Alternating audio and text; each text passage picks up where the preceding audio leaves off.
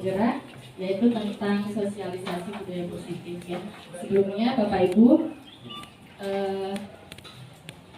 saya mengikuti guru penggerak instrumen hukum yang bersifat umum, berisi pengaturan, berlaku, serta mengikat untuk umum. Nah, ini biasanya kalau yang tidak menaati peraturan akan mendapatkan sanksi. Kemudian apa itu tata tertib? Tata tertib adalah peraturan-peraturan yang harus ditaati atau dilaksanakan. Peraturan akan mendapatkan sanksi. Kemudian apa itu tata tertib? Tata tertib adalah peraturan-peraturan yang harus ditaati atau dilaksanakan. Nah, dari peraturan dan tata tertib jika tidak dilaksanakan itu pasti akan mendapatkan sanksi atau hukuman. Nah, apa itu hukuman? Hukuman adalah sebuah cara untuk mengarahkan sebuah tingkah laku agar sesuai dengan tingkah laku yang berlaku secara umum. Sendiri kita juga perlu motivasi eksternal. Apa bentuk motivasi eksternal? Sebetulnya bisa pujian, penghargaan seperti itu. Nah, ini menurut Diana Gosan ya. Tadi Ki Hajar Dewantara, ini menurut Diana Gosan, dia pencetus teori kontrol. Pemikiran Ki Hajar Dewantara ini sejalan dengan pandangan Diana Gosan. Menyatakan bahwa arti dari kata disiplin berasal dari bahasa Latin, disiplina, yang artinya belajar. Kata disiplin juga berasal dari akar kata yang sama dengan disiplin atau murid atau pengikut.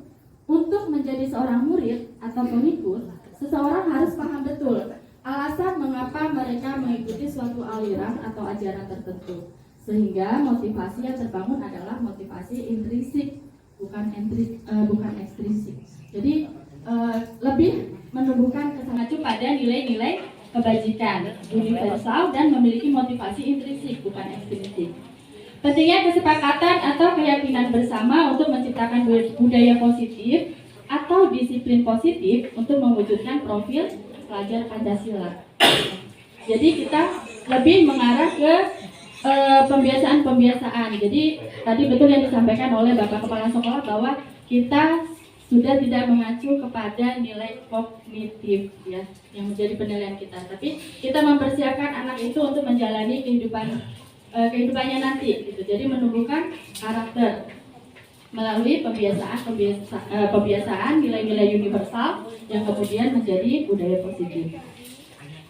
Yang mengacu pada profil pelajar Pancasila. Nah, nanti akan dikupas. Saya hanya menampilkan sekilas ya.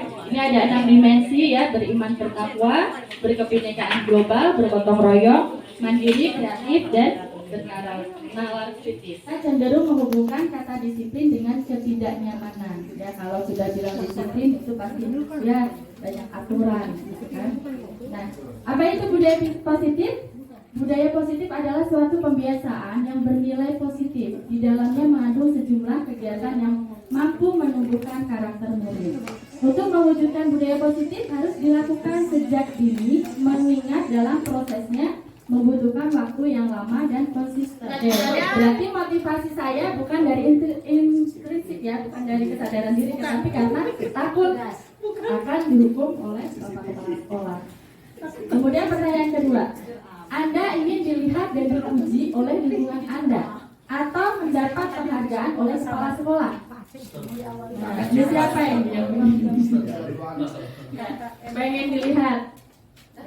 Bukan ya, kita mudah-mudahan kita melaksanakan tugas itu datang dari atas kesadaran diri.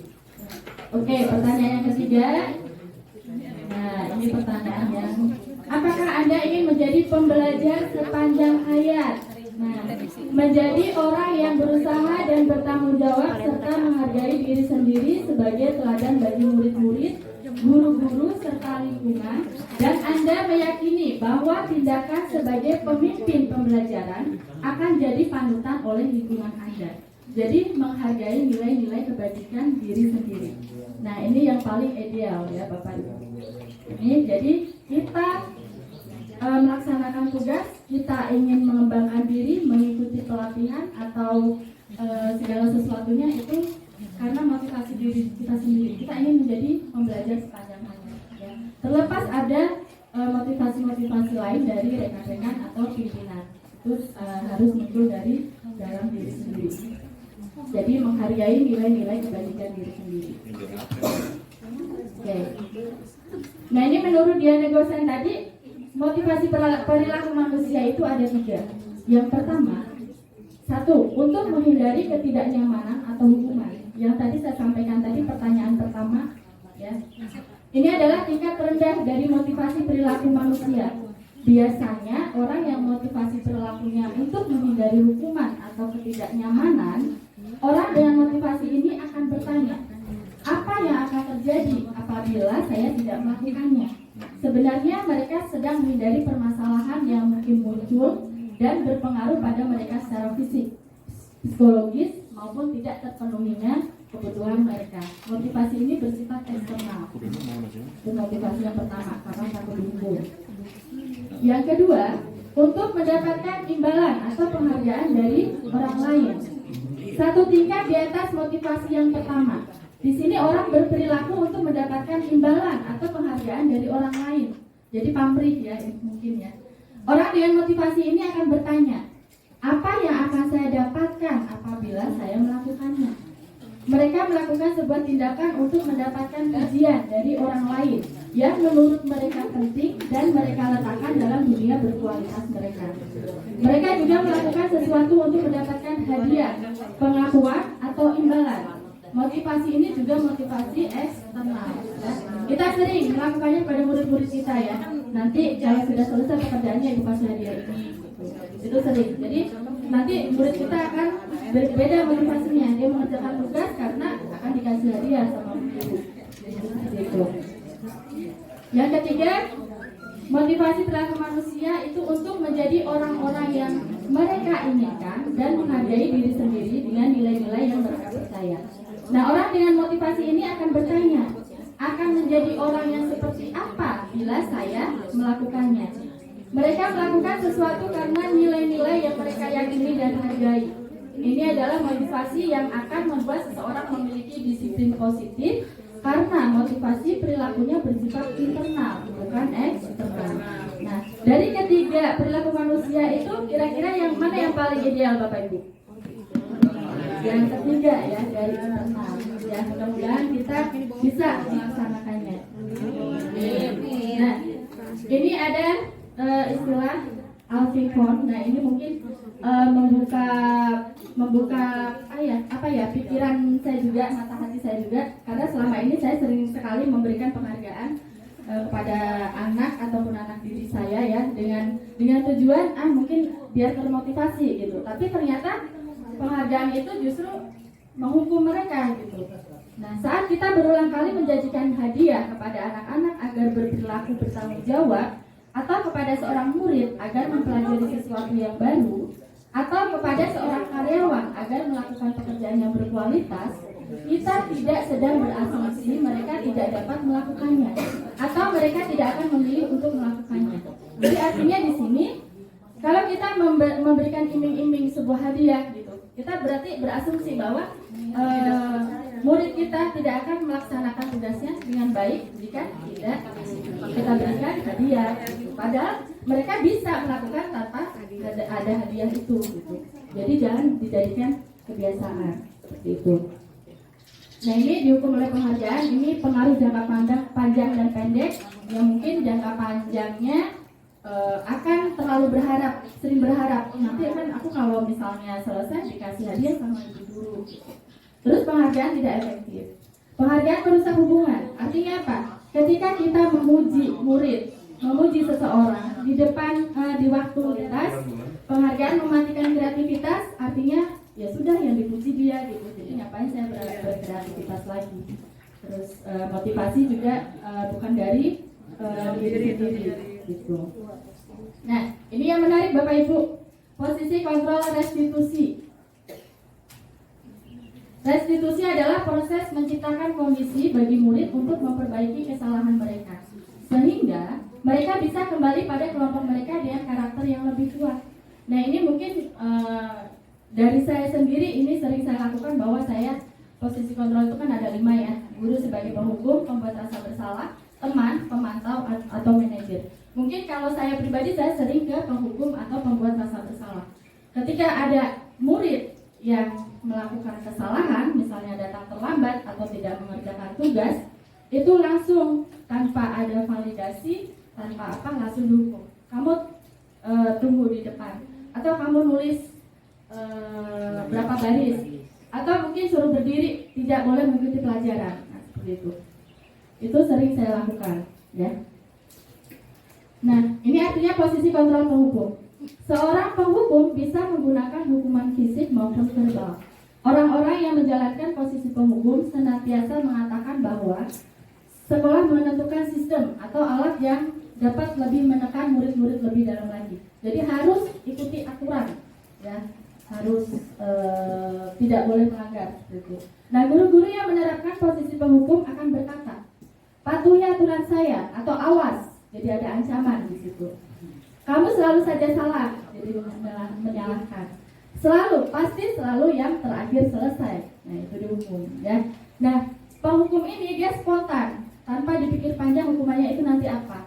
Dan efek dari hukuman ini, ya, apalagi dengan nada suara tinggi, mata melotot, dan jari menunjuk-nunjuk, menghardik. Nah, ini tentunya akan menjadi ya, nah, jadi si anak itu akan di memorinya akan dimarahin oleh bapak ibu guru. Nah, itu akan melekat, ya. Betul lah Bapak Ibu. Mungkin Bapak Ibu yang dulunya sekolah pernah dimarahin oleh bapak ibu gurunya masih teringat sampai sekarang. Saya pernah dimarahin. Ya, betul Bapak. Tapi hasilnya mendisiplinkan ya Pak ya. Oke, nah di sini efeknya sangat berat ya kalau guru sebagai penghukum, nanti lebih ke mental anak sebagai karakter. Biasanya seorang penghukum mengucapkan terlambat lagi, pasti terlambat lagi. Selalu datang terlambat. Kapan bisa datang tepat waktu? Jadi anak sudah ya seolah-olah memang merasa terhukum, dia paling salah. Oke, nah ini Guru pembuat merasa bersalah. Pada posisi ini biasanya guru akan bersuara lebih lembut, tidak teriak-teriak lagi. Pembuat rasa bersalah akan menggunakan keheningan yang membuat orang lain merasa tidak nyaman, bersalah atau rendah diri. Kata-kata yang keluar dengan lembut akan seperti ini. Ibu sangat kecewa sekali dengan kamu. Berapa kali Bapak harus memberitahu kamu ya? Gimana coba kalau orang tua kamu tahu kamu berbuat begini? Nah, jadi dia merasa salah. Membuat merasa bersalah, nada suaranya memelas, halus, sedih, bahasa tubuh menampar pada anak yang lesu. Ya, ibu marah, saya yang salah gitu kan. Adik kamu bagaimana ya? Kamu sudah berjanji dengan ibu tidak akan terlambat lagi. Kamu kenapa ya senang sekali mengecewakan ibu? Ibu benar-benar kecewa sekali. Mungkin setelah anak diberi kata-kata seperti itu, dia akan merasa salahnya, saya selalu salah. Jadi tidak percaya diri lagi. Oke. Ya, ini posisi kontrol sebagai teman. Nah, ini juga sering saya lakukan karena merasa sudah dekat dengan murid, kita merasa oh ini murid sebagai teman gitu. Ya. Guru pada posisi ini tidak akan menyakiti murid, namun akan tetap berupaya mengontrol murid melalui persuasi, ajakan. Posisi teman pada guru bisa negatif ataupun positif. Positif di sini berupa hubungan baik yang terjalin antara guru dan murid. Guru di posisi teman menggunakan hubungan baik dan humor untuk mempengaruhi seseorang. Mereka akan berkata, ayo bantulah demi Bapak ya. Ayo ingat tidak bantuan Bapak selama ini. Jadi mengungkit-ungkit gitu. Ya sudah, kali ini tidak apa-apa. Nanti Ibu bantu bereskan. Nah, ini saya banget. Hal negatif dari posisi teman adalah bila suatu saat guru tersebut tidak membantu, maka murid akan kecewa dan berkata, saya pikir Bapak Ibu teman saya. Murid merasa dikecewakan dan tidak mau lagi berusaha. Nah, selain itu kita juga disepelekan Bapak Ibu. Jadi mungkin sudah tidak dihargai lagi oleh murid. Karena sudah merasa Bapak Ibu guru sudah seperti teman. Hal lain yang mungkin timbul adalah murid hanya akan bertindak untuk guru tertentu dan tidak untuk guru lainnya, karena yang merasa menjadi temannya adalah si gurunya itu. Nah, murid akan tergantung pada guru tersebut. Awasi. Posisi pemantau berdasar pada peraturan-peraturan dan konsekuensi. Dengan menggunakan sanksi atau konsekuensi, kita dapat memisahkan hubungan pribadi kita dengan murid sebagai seseorang yang menjalankan posisi pemantau. Pertanyaan yang diajukan pemantau itu biasanya, peraturannya apa? Apa yang telah kamu lakukan? Sanksi atau konsekuensinya apa? Nah, ini sebetulnya tidak apa-apa ya di posisi pemantau ini. Walaupun nanti motivasinya itu bukan intrinsik, tapi ekstrinsik, tapi Bapak Ibu guru di sini dalam posisi pemantau dia sudah melakukan kesepakatan kelas, sudah ada konsekuensi. Seorang pemantau sangat mengandalkan perhitungan, catatan, data yang dapat digunakan sebagai bukti atas perilaku seseorang. Posisi ini akan menggunakan stiker, slip catatan, daftar cek. Ya. Posisi pemantau sendiri berawal dari teori stimulus respons yang menunjukkan tanggung jawab guru dalam mengontrol murid. Nah, ini tidak apa-apalah kita lakukan ya, karena ini motivasinya juga kita perlu ketika anak melanggar peraturan itu harus menerima konsekuensi yang ada. Posisi terakhir, manajer, adalah posisi di mana guru berbuat sesuatu bersama dengan murid, mempersilahkan murid mempertanggungjawabkan perilakunya, mendukung murid agar dapat menemukan solusi atas permasalahannya sendiri. Nah, ini apa yang kita yakini? Kembali ke keyakinan kelas ya. Apakah kamu meyakininya? Jika kamu meyakininya, apakah kamu bersedia memperbaikinya? Jika kamu memperbaiki ini, hal ini menunjukkan apa tentang dirimu? Apa rencana kamu untuk memperbaiki hal ini? Nah, ini tentunya ya, kalau kita melakukan posisi sebagai manajer, kita udah kalah sama emosi kita. Ketika anak-anak sudah melakukan kesalahan, kita sudah gatal pengen ngomel gitu. Tapi karena untuk saat ini kita sudah mengetahui 5 posisi kontrol guru ya, tentunya kita harus berusaha menjadi manajer. Oke. Kemudian keyakinan kelas. Keyakinan kelas adalah salah satu disiplin positif yang bisa kita terapkan dalam membangun budaya positif di sekolah. Dengan adanya keyakinan kelas, di setiap kelas diharapkan dapat mewujudkan tujuan pendidikan yang berorientasi pada profil pelajar Pancasila. Nah, keyakinan kelas itu seharusnya dibuat ketika tahun ajaran baru, anak baru memulai pelajaran, yaitu kita buat keyakinan kelas. Kita sepakati bersama. Kita buat misalnya daftar anak, suruh maju aja satu-satu. Ya, pengen kelasnya itu seperti apa. Biarkan saja pendapat anak, baru kita tampung, kita simpulkan. Dari kesimpulan itu kita buat, kita susun, baru kita tempel di kelas. Apakah keyakinan kelas itu sifatnya harus itu, tidak boleh ditambah? Tidak, boleh ditambah jika ada temuan-temuan di tengah-tengah atau ada di ternyata di tengah kegiatan ada temuan lagi yang memang harus dibuat keyakinan, boleh ditambahkan keyakinan tersebut. Oke. Nah, ini bagaimana cara menyusun keyakinan kelas, yaitu mempersilakan warga sekolah atau murid-murid di sekolah atau kelas untuk bercurah pendapat tentang peraturan yang perlu disepakati di sekolah atau kelas, berpedoman pada nilai-nilai kebajikan universal yang tadi ya, nilai kebajikan. Terus mencatat semua masukan-masukan para muridnya, warga sekolah di papan tulis atau di kertas besar, kertas ukuran poster di mana semua anggota kelas warga sekolah bisa melihat dari hasil curah pendapat. Kemudian susunlah keyakinan kelas sesuai prosedur pembentukan keyakinan sekolah atau kelas. Gantilah kalimat-kalimat dalam bentuk negatif menjadi, tentunya kita sering ya mengucapkan kalimat-kalimat yang negatif. Kalimat negatif, jangan berlari di kelas atau koridor. Nah, kita rubah nih menjadi kalimat positif. Berjalanlah di kelas atau koridor. Ya. Jadi usahakan tidak memakai kata-kata negatif jangan, tidak seperti itu.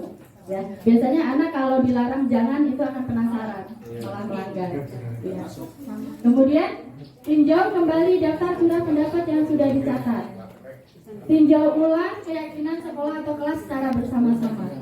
Kemudian setelah keyakinan sekolah atau kelas selesai dibuat, maka semua warga kelas dipersilakan meninjau ulang dan menyetujuinya dengan menandatangani keyakinan sekolah atau kelas tersebut, termasuk guru dan semua warga murid. Keyakinan sekolah kelas selanjutnya bisa dilekatkan di dinding kelas di tempat yang mudah dilihat semua warga kelas. Nah, ini tidak hanya untuk kelas saja ya Bapak Ibu, kita di rumah juga bisa mengaplikasikannya. Kita buat peraturan-peraturan buat anak-anak kita juga di sekolah, di rumah. Oke, lanjut. Nah, untuk tadi yang 5 posisi kontrol tadi ya, guru sebagai penghukum, sebagai pembuat rasa bersalah, sebagai teman, sebagai pemantau, dan sebagai manajer. Nah, tentunya yang paling ideal adalah guru sebagai manajer. Nah, dengan pendekatan segitiga restitusi. Pendekatan segitiga restitusi. Ini ada 3 tahapan. Nah, segitiga restitusi adalah suatu proses dialog yang dijalankan oleh guru atau orang tua agar dapat menghasilkan murid yang mandiri dan bertanggung jawab. Ini ada 3 tahapan. Yang pertama, menstabilkan identitas. Yang kedua, validasi tindakan yang salah. Ketiga, menanyakan keyakinan. Oke.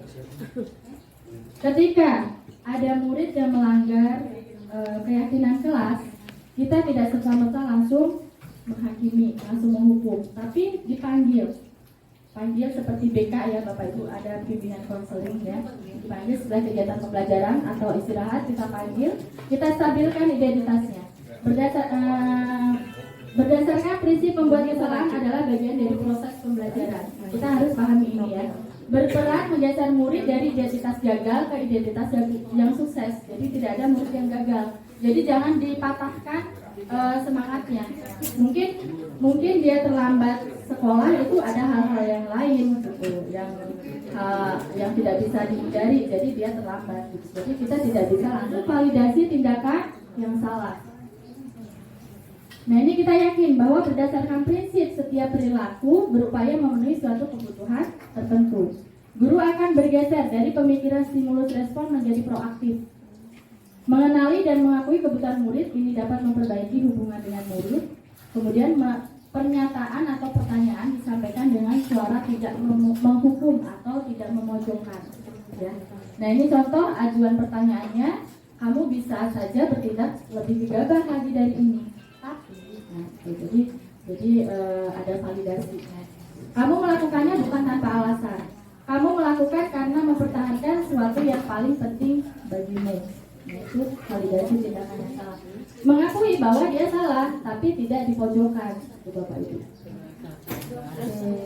Next. Menanyakan keyakinan, ini yang terakhir. Teori kontrol menyatakan bahwa pada dasarnya kita termotivasi secara intrinsik. Saat perilaku telah divalidasi dan identitas sukses telah stabil, maka murid telah siap mengaitkan keyakinannya dengan tindakan yang salah. Nah ini dengan mengajukan pertanyaan, kamu masih ingat dengan keyakinan kelas yang kita sepakati? Nilai-nilai apa saja yang telah kita sepakati? Seperti apa gambaran kelas yang ideal menurut kamu?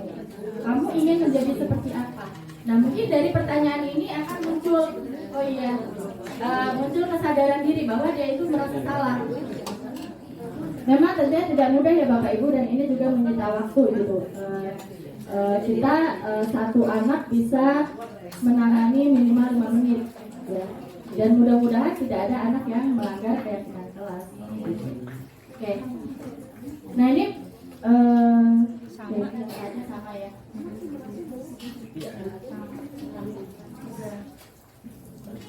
Nah, oke.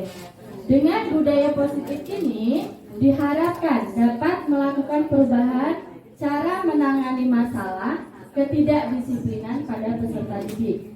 Jika di awal kita menangani anak dengan hukuman atau konsekuensi setelah mengetahui pemahaman tentang disiplin positif ini, kita harus dapat berperan sebagai posisi manajer. Nah dari sini Bapak Ibu paham tidak? Paham ya, mudah-mudahan ya.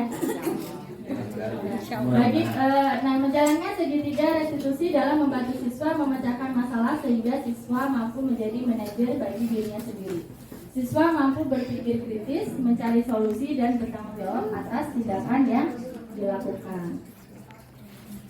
Oke, kesimpulan. Menerapkan segitiga restitusi pada masalah yang muncul dengan menempatkan diri pada posisi kontrol manajer, maka aspek yang dikembangkan pada murid adalah motivasi intrinsik, sehingga penanaman nilai-nilai kebajikan dapat tumbuh dan berkembang menjadi suatu kebiasaan positif dan membentuk karakter positif murid, sehingga pada akhirnya akan tercipta budaya positif. Nah ini tentunya budaya positif ini dapat kita lakukan dalam pembelajaran dan kegiatan ekstrakurikuler. Ya.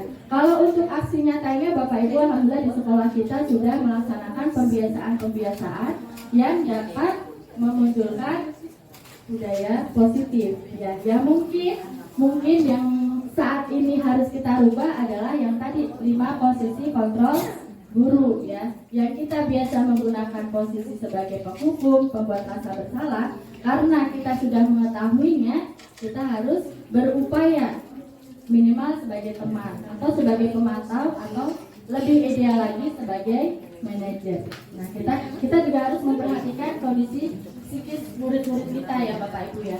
Ketika kita hukum, kita beri hukuman yang mungkin akan membuatnya rasa malu, mungkin anak tersebut akan menjadi rendah diri, akan malu dan tidak bebas berekspresi. Ya. Mungkin itu saja Bapak Ibu yang dapat saya sampaikan tentang budaya positif. Mudah-mudahan bermanfaat bagi kita semua. Dan mudah-mudahan juga dapat menjadi motivasi Bapak Ibu guru untuk mengikuti pendidikan guru penggerak. Minimal untuk diri kita sendiri, ilmu yang didapatkan dari pendidikan guru penggerak ini sangat luar biasa Bapak Ibu ya. Tidak bisa tergantikan. Yang di awalnya saya mengikuti ini jujur saya karena bukan motivasi dari diri sendiri sebetulnya, karena Bapak Kepala Sekolah menyuruh gitu kan. Nah tapi terima kasih Pak Radis karena sudah memotivasi akhirnya saya menikmati pendidikan ini gitu. Ternyata banyak ilmu yang saya dapatkan terlepas ya dari coba-coba Pak sebetulnya. dan ternyata asik. Dan saya menikmati. Ini banyak sekali ilmunya Bapak Ibu. Jadi jangan sampai terlewatkan. Sekarang masih dibuka kesempatan ya tahap 9 nanti sampai tanggal 10. Ayolah yang belum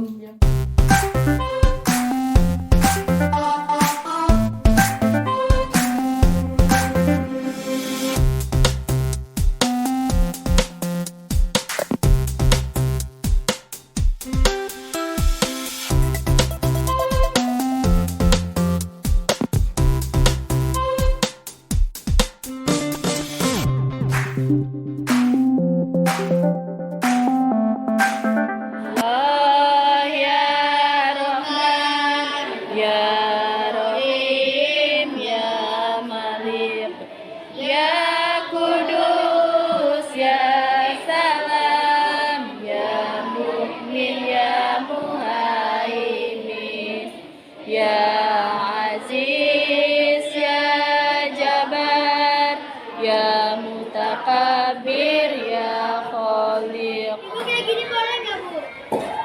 Soalnya kok di